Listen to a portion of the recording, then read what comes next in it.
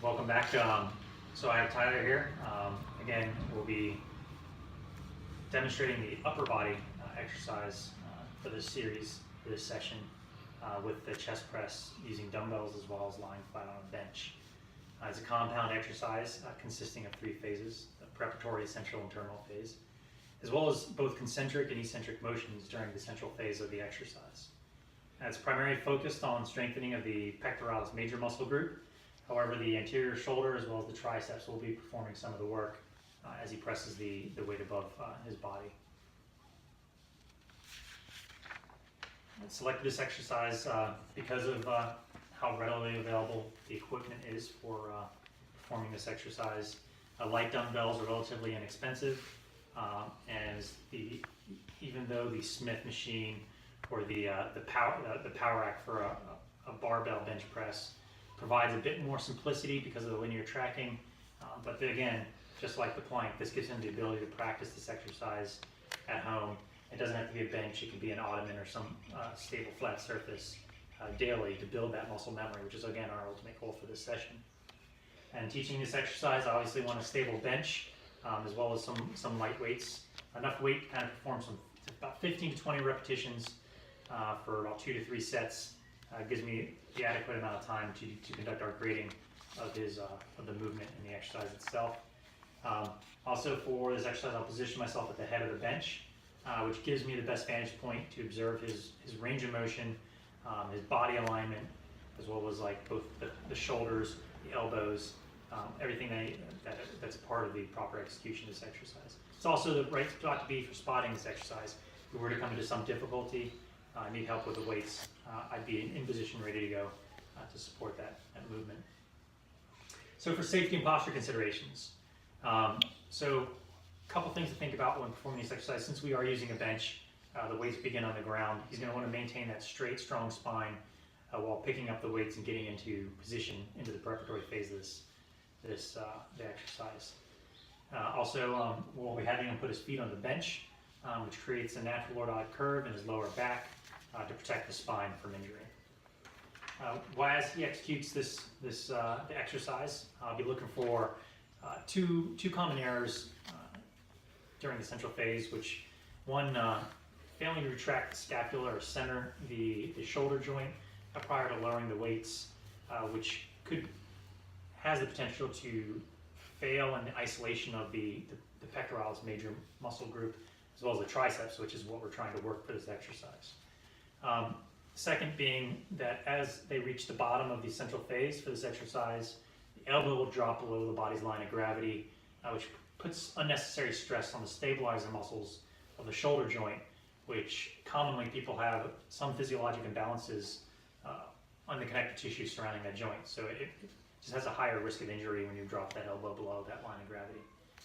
Right, so I'm going to have Tyler get into proper position here, and we'll talk through both getting into position for the preparatory phase of this exercise, all the way through getting out of the exercise. So good, but I want you to go ahead and take a seat on the bench here. All right, yep, good posture. Bring your chest up, chest high. Yep, retract your shoulder blades. A nice straight spine. So I want you to keep that strong back, bend forward at the waist, and take a hold of those dumbbells and just bring them to your lap. All right, so you're gonna scoot back a little bit. So we're gonna get your feet up there. All right, so now kind of bring those, if you can bring those to your chest, and then you generate a little bit of momentum with your knees by kind of just kicking them up and laying back. Yeah, all right. All right, bringing his feet onto the pad to create that natural lordotic curve in his back. Now you can just keep him on your chest there for a second. All right, his head's centered. He's supported by the bench itself. All right, so press those weights straight up. All right, so you're going to make sure that the wrist, the elbow, and the shoulder are in a generally straight line. His shoulders are protracted, so they're kind of separated there. However, you want to maintain about a 5-degree bend in the elbow. You don't want to lock out those elbows with his arms fully extended. All right, so yeah, shoulders are balanced, hips are balanced, and knees are balanced as well. Looks good. All right, so to begin the central phase of this exercise, he's going to want to retract his shoulder blades. Okay, hold on. Bring it back up again. Protract them. All right. All right, just retract them just kind of bring back center your shoulder. There you go. You'll notice the dumbbells naturally separate. And he's going to take a second just to stabilize before slowly lowering the weights. All right, he's going to slowly lower the weights, bringing his elbows flat with the body's line of gravity. Yep, keeping about a 70. Go ahead and press forward, up. All right, all the way to protract. Yep. So you'll want to note also that his shoulder abduction is about a 70-degree angle, 80-degree angle, depending on the internal rotation of the shoulders. But 70 degrees, I think, is comfortable for him right now. And yeah, so go ahead and again retract, flat. Okay, forward, go up. All right, give me 6 more. Keep him nice.